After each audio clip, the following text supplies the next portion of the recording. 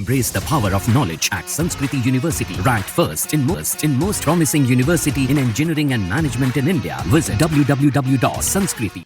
तिरुपति बालाजी में प्रसाद में मिलावट की बात सामने आने के बाद अब कई देश के मंदिर हैं जो यहाँ पर अपनी गुणवत्ता जो है उसकी जांच करवा रहे हैं, लेकिन कटरा माता वैष्णो देवी श्राइन बोर्ड सालों से हर चीज़ को यहाँ पर मेंटेन कर रहा है, क्वालिटी मेंटेन कर रहा है, इसके साथ ही साथ जो यहाँ की पवित्रता है उसको भी मेंटेन कर रहा है। बात करने के लिए हमारे साथ सीईओ श्राइन बोर्ड हैं अंशुल गर्ग, उनसे बात करते हैं। सर, अगर हम कटरा माता वैष्णो देवी की बात करें तो किस तरीके से ये पूरा बोर्ड जो है वो काम करता है और जो देश भर से श्रद्धालु आते हैं उनके लिए आप लोग यहाँ पर सारी फैसिलिटीज देते हैं? देखिए, जैसा आपने फरमाया कि बोर्ड कई सालों से बड़ा पर्टिकुलर है पिलग्रिम सेंट्रिक फैसिलिटीज़ को लेकर के, और ख़ास करके क्वालिटी चेक्स को लेकर के जो बेस्ट फैसिलिटीज़ हों हमारे श्रद्धालुओं को मिले।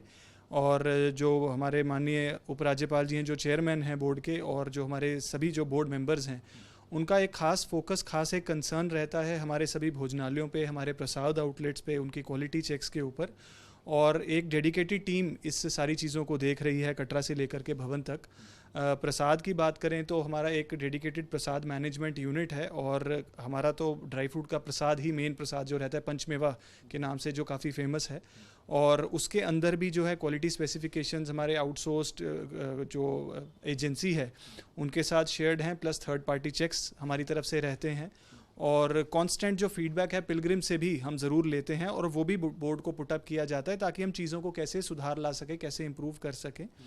उसके अलावा FSSAI जो स्टैंडर्ड्स हैं उसको मेंटेन करने के लिए हमारे सभी भोजनालयों में जो रॉ मटेरियल आता है उनके रैंडम क्वालिटी इंस्पेक्शन ज़रूर रहते हैं, जिसके अंदर हम डिस्ट्रिक्ट एडमिनिस्ट्रेशन का भी अक्सर साथ सहयोग लेते हैं इस चीज़ को इंश्योर करने के लिए। और ये एक कांस्टेंट प्रक्रिया है कि कैसे हम चीज़ों की क्वालिटीज़ को इम्प्रूव कर सकते हैं और कैसे इंश्योर कर सकते हैं कि हमारी पिलग्रिम्स को बेस्ट ऑफ द बेस्ट चीज़ें उपलब्ध हों।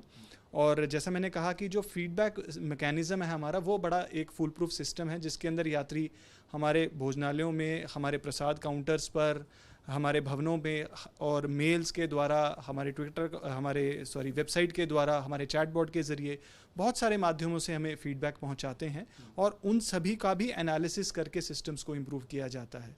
तो यही कोशिश हमारी आगे भी रहेगी कि जो यात्रियों की हमारे से अपेक्षा है, बोर्ड से अपेक्षा है, क्योंकि तकरीबन आपने देखा पिछले साल भी 95 लाख श्रद्धालु माँ वैष्णो देवी के दर्शनों के लिए आए, तो ये तकरीबन 1 करोड़ का जो आंकड़ा है जिसके आसपास के श्रद्धालु आ रहे हैं। और बहुत सारे लोग ऑनलाइन भी इन सेवाओं को ऑर्डर करते हैं, बिकॉज हमारी प्रसाद की 6 महीने की शेल्फ लाइफ है। तो बहुत सारे हमारे श्रद्धालु हैं जो ऑनलाइन इन सर्विसेज का लाभ लेना चाहते हैं, ऑर्डर करते हैं। उन सभी के लिए जो है क्वालिटी एश्योरेंस एक बोर्ड की एक गारंटी है, और आगे भी हम इसको मेंटेन करने की उसी तरीके से कोशिश कर रहे हैं। लेकिन अगर सर मैं बोर्ड की बात कर लूँ, कौन कौन मेंबर हैं उस बोर्ड के, और वो किस तरीके से पूरा मैनेजमेंट जो है, सारी चीज़ होती है, उसका ख्याल रखते हैं? देखिए, बोर्ड हेडेड रहता है माननीय LG साहब जो उसके चेयरमैन रहते हैं, और उसके अंदर 8 आज की डेट में नॉमिनेटेड मेंबर्स हैं। और मेंबर्स सभी वॉक्स ऑफ लाइफ से हैं। रिटायर्ड IAS ऑफिसर्स हैं, एक रिटायर्ड IPS ऑफिसर हैं, एक सीनियर जज हैं जुडिशरी से जो जम्मू से रिटायर हुए हैं। ऐसे ही हमारे जो है सोसाइटी से कोई प्रोमिनेंट जो है, जिनको हम सोशल वर्कर्स भी कह सकते हैं, आर्ट एंड कल्चर से रिलेटेड हमारी एक प्रोफेसर साहिबा हैं जो मेंबर हैं। 1-2 ऐसे लोग हैं, बड़े विशिष्ट व्यक्ति हैं जिनको टेम्पल मैनेजमेंट और ऑर्गेनाइजेशन का एक अच्छा एक्सपीरियंस है, अनुभव है, देश विदेश का जो है ऑर्गेनाइजेशंस के साथ जो लोग जुड़े हुए हैं। तो कुल मिलाकर मैं कहूँगा कि सभी डोमेन्स के जो एक्सपर्ट्स हैं वो इसका हिस्सा हैं, और रूटीनली तकरीबन साल में 2 या 3 बार बैठकें होती हैं जो फॉर्मल रहती हैं। उसके अलावा इनफॉर्मल बहुत सारी बोर्ड की मीटिंग्स रहती हैं, हमारे बहुत सारे इनफॉर्मल इवेंट्स रहते हैं जिसके अंदर सभी बोर्ड मेंबर सम्मिलित होते हैं और अपनी अपनी जो है वो पक्ष रखते हैं कि कैसे चीज़ों को इम्प्रूव किया जाए। और जैसे कि लंगर सेवा का अगर मैं उदाहरण के तौर पे बात करूं, तो पिछली बोर्ड मीटिंग में बड़ा खास चर्चा इस चीज़ पर हुई थी कि लंगर सेवा के कंटेंट को कैसे इंप्रूव कर सकते हैं, कैसे मेन्यू को डाइवर्सिफाई कर सकते हैं, कैसे न्यूट्रिएंट रिच खाना, और कैसे हम साफ़ तरीके से बिल्कुल स्वच्छ माहौल में तैयार कर यात्रियों तक पहुंचाएंगे। तो उसके ऊपर भी इतनी बारीकी से भी जो है बोर्ड में चर्चा होती है कि किस तरीके से हम इम्प्रूव कर सकते हैं क्वालिटीज़ को, और उसी डायरेक्शन में आगे बढ़ते हुए हमने जो ताराकोट लंगर के मेन्यू को भी इम्प्रूव किया है और डाइवर्सिफाई किया है, और इस आने वाली नवरात्रि में अर्धकुंवारी पर भी एक नया लंगर हम शुरुआत कर रहे हैं। लेकिन मैं देख रहा था, मैं प्रसाद देखने खुद गया था कि किस तरीके से प्रसाद को वो कर, अलग अलग टीम्स हैं, और मैं देख रहा था कि इवन मॉइस्चर भी चेक करते हैं आप लोग जो उसका होता है। तो क्या मतलब हम यहाँ यात्रियों के पास भी गए, उन्होंने कहा कि एक तो क्वालिटी बहुत अच्छी है, दूसरी ये है कि जो क्वांटिटी है वो भी मतलब बिल्कुल ऐसा लगता है कि बिल्कुल नॉर्मल प्राइस में है। तो किस तरीके से आप सारी चीज़ें कर रहे हैं? देखिए, प्रसाद में ऐसा है कि बेसिक जो बोर्ड का थीम है वो ये है कि नो प्रॉफिट नो लॉस। तो जो हमारे को कॉस्ट बोर्ड इंकर करता है रॉ मटेरियल की, उसी कॉस्ट पे वो यात्री को उपलब्ध है। तो उसके अंदर कोई ओवरहेड्स, कोई मैन पावर कॉस्ट, हम किसी चीज़ को ऐड ऑन नहीं करते अपनी तरफ से। वो बोर्ड खुद बियर करता है, उनको एब्जॉर्ब करता है। हम सिर्फ रॉ मटेरियल की कॉस्ट उसको पैकेज करके यात्रियों को और प्रसाद उसके अंदर शामिल कर प्रसाद का रूप देकर उसको यात्रियों तक पहुंचाया जा रहा है। तो ये पहली चीज़ है। दूसरा, आपने बात की स्पेसिफिकेशंस की, तो ये सारी चीज़ें आजकल ऑटोमेटेड है। हमारे जो प्रसाद मैन्युफैक्चर या जो प्रसाद पैकेजिंग यूनिट हैं हमारे, वो सब ऑटोमेटेड हैं। उसके अंदर मिनिमल मैनुअल इंटरवेंशन है। तो हाथ लगने का किसी हाइजीन के जो मुताबिक उसका कोई स्कोप नहीं है कि हम हाइजीन के अंदर ज़ीरो कॉम्प्रोमाइज़ हम उसके अंदर रखते हैं। और इसलिए जो वेट्स हैं, ग्रामेजेस हैं, वो फिक्स्ड हैं। कॉन्स्टिट्यूएंट वाइज भी वेटेज फिक्स्ड है कि अगर बादाम है तो कितने वेट बादाम के रहेंगे, कैश्यू है तो कितने पीसीज रहेंगे, किशमिश है तो किस क्वालिटी की रहेगी। तो हर एक बारीकी से उसका जो क्वालिटीज़ हैं उसको स्पेसिफाई किया है, क्वान्टिटीज़ को स्पेसिफाई किया गया है। और उसके बाद रैंडम सैम्पल्स की इसके अंदर इंस्पेक्शंस रहती है टाइम टू टाइम बेसिस पर। तो इंश्योर किया जाता है कि जो स्पेसिफाइड है क्वालिटी और क्वांटिटीज़ वही एग्जैक्टली पिलग्रिम्स को पहुंचाई जा सके। और एक फीडबैक नंबर्स और मेल अकाउंट्स हमने सभी प्रसाद पैकेट्स पे रहते हैं। अगर किसी को कोई क्वालिटी इश्यूज आते हैं तो उनको या तो रिफंड या उनको रिप्लेसमेंट तुरंत किया जाता है। लेकिन मैं देख रहा था कि लगातार यात्रा बढ़ रही है, 95 लाख इस बार एक्सपेक्टेड है कि और भी ज़्यादा बढ़ जाए।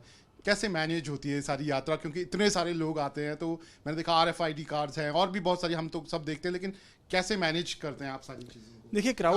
देखिए क्राउड मैनेजमेंट एक बहुत कोर एरिया है श्री माता वैष्णो देवी श्राइन बोर्ड के ऑपरेशंस का।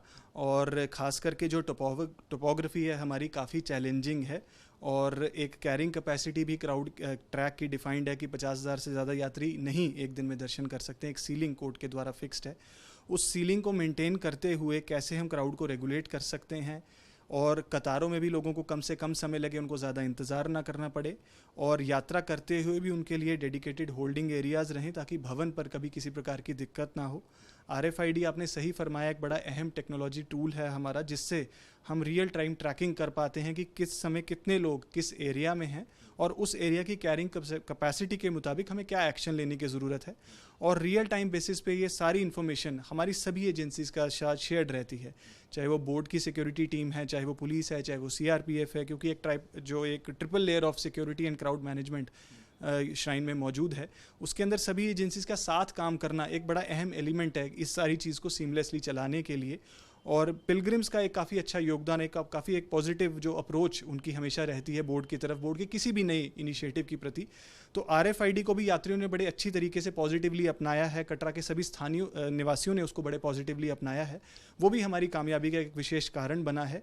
और माननीय अध्यक्ष महोदय की सिक्योरिटी को रिलेटेड भी काफ़ी अच्छी डायरेक्शंस और काफ़ी फोकस्ड अप्रोच उनकी रहती है। और CCTV इंटीग्रेशन के लिए भी हम काफ़ी काम कर रहे हैं और तकरीबन 500-550 कैमराज अभी भी काम कर रहे हैं। और LG साहब की डायरेक्शंस पर हम उसके अंदर 200 कैमराज और ऐड ऑन कर रहे हैं, जो by the end of the year हमारी कोशिश है कि ऐड ऑन होंगे। तो इन सारी चीज़ों का मकसद यही है कि लोग सुरक्षित महसूस करें, यात्री सेफ महसूस करें, और क्राउड मैनेजमेंट भी इतना सीमलेस हो कि किसी को ये महसूस ना हो कि वो भीड़ के टाइम में आ रहे हैं, और एक अच्छी यादगार, एक अच्छा जो है अनुभव यात्रा का यहाँ से लेकर। आखिरी सवाल, क्योंकि नवरात्र आ रहे हैं, तो क्या श्राइन बोर्ड की किस तरह की तैयारियां और क्या कहना चाहेंगे आप देश के सभी श्रद्धालुओं को जो आने वाले? देखिए, सबसे पहले तो कुछ 2-3 नई सौगातें, क्योंकि बोर्ड की तरफ से हमेशा कुछ रहता है इस शारदीय नवरात्रि के उपलक्ष्य में। तो सबसे पहला तो कि रेलवे स्टेशन पे एक नया यात्री रजिस्ट्रेशन काउंटर हम एक्टिव करने जा रहे हैं इस नवरात्रि के लिए, जो कि शहर में लगने वाली कतारों के सिलसिले को काफ़ी हद तक ख़त्म करेगा। और यात्री ट्रेन से उतरते ही अपना RFID कार्ड पंजीकरण कराकर RFID कार्ड ले सकते हैं और अपनी यात्रा आरंभ कर सकते हैं। उसके अलावा एक नए लंगर व्यवस्था हमने अर्धकुंवारी में शुरू करने जा रहे हैं बोर्ड के निर्देश के अनुसार, और जो कि पहली नवरात्रि से यात्रियों को वो सेवा भी उपलब्ध होगी। तो पहले से ही 3 लंगर सेवाएं चल रही हैं ताराकोट, भैरों और सांझी छत में। तो ये उसमें जुड़ने वाली, उस सिलसिले में जुड़ने वाली एक चौथी लंगर सेवा होगी।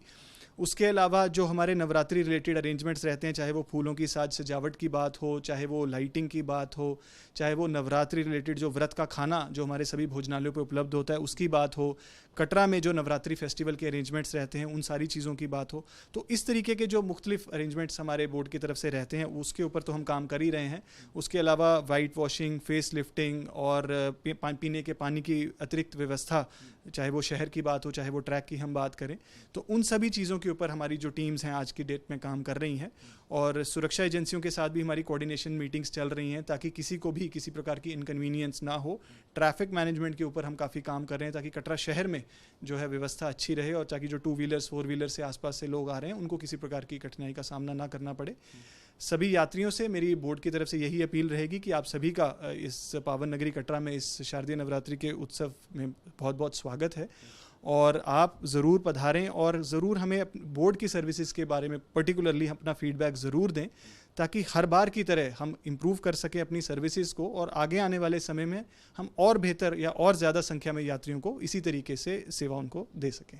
तो आप देख सकते हैं यह अंशुल गर्ग साफ तौर पर उन्होंने बताया है कि किस तरीके से जो श्राइन बोर्ड है वो लगातार देश भर के जो श्रद्धालु आ रहे हैं उनके लिए नई नई सुविधाएं जो है वो यहाँ पर दे रहे हैं, और इस बार नवरात्र में कई नई सुविधाएं जो हैं वो यहाँ पर जो श्रद्धालु हैं उनके लिए शुरू होने जा रही हैं। वीडियो जर्नलिस्ट इजाज अहमद के साथ Shahnawaz Khan, news nation, Katra. Embrace the power of knowledge at Sanskriti University, ranked first in most promising university in engineering and management in India. Visit www.sanskriti. News nation अब व्हाट्सएप पर खबरों के ताजा अपडेट के लिए न्यूज नेशन के इस QR कोड को स्कैन करें।